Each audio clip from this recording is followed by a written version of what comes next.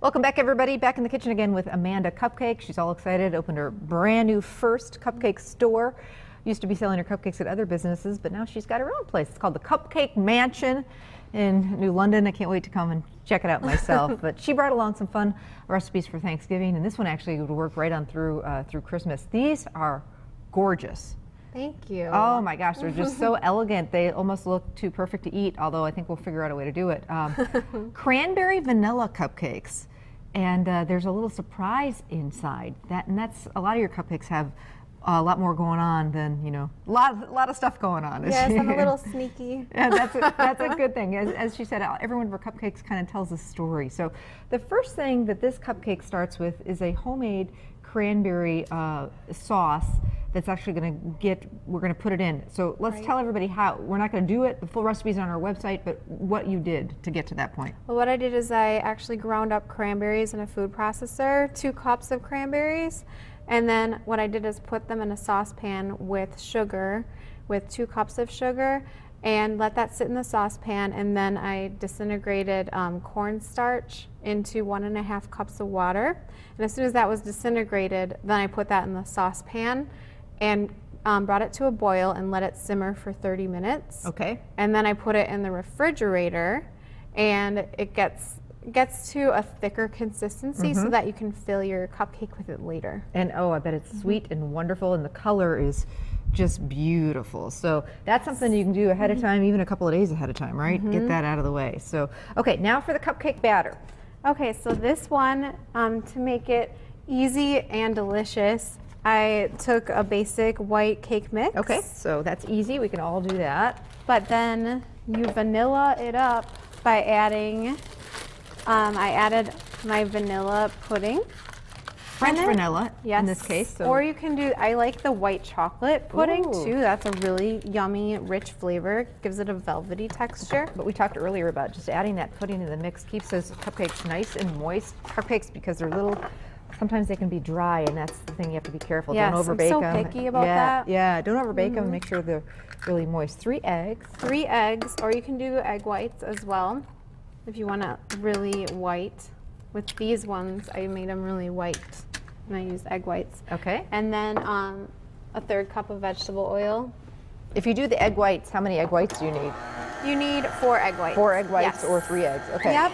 And then 1.5 cups of buttermilk in place of the water.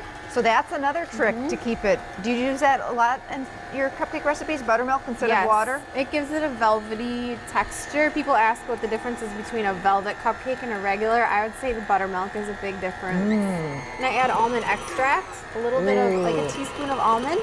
Yum. So it's kind of got this vanilla almond thing going on. Yeah, it's delicious.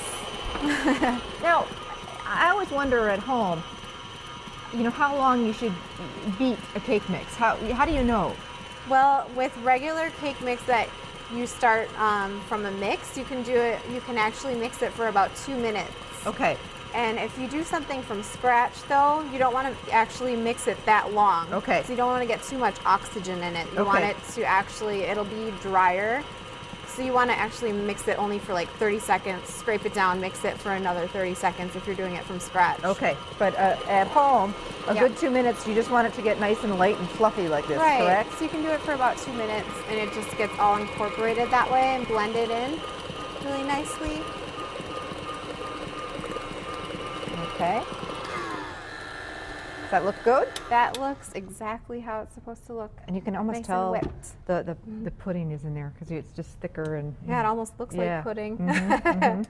Okay, so once again we've lined our pan. Now we're using, you could use white or pink or get some fun holiday liners. They have so many different fun liners out there. But think about the liner, right? I mean, you know, you want it to go with whatever you're doing. Exactly. So, and it can make a These big are a light difference. Pink color. Yeah, they're really fun. So should we start putting some in? Yep, you just put it in, and actually you just bake these like a normal cupcake, fill it up to 2/3 full, and then bake it at 325 for about 18 to 22 minutes, or until your toothpick comes out clean.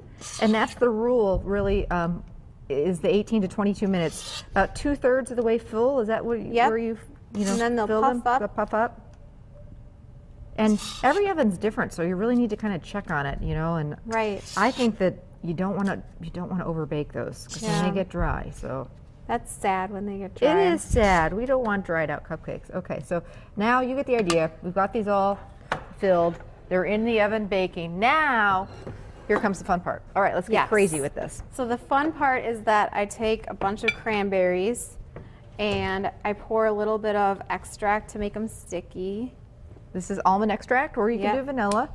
And then I just kind of toss it in there, and then you can do this part. I sprinkle really the decorative sugar crystals on it so that the sugar really sticks to the cranberries. Oh, how fun. And you can sprinkle some glitter in there to make it really pretty. This is so fun. So all of a sudden you've got sugared cranberries that are just going to really pop.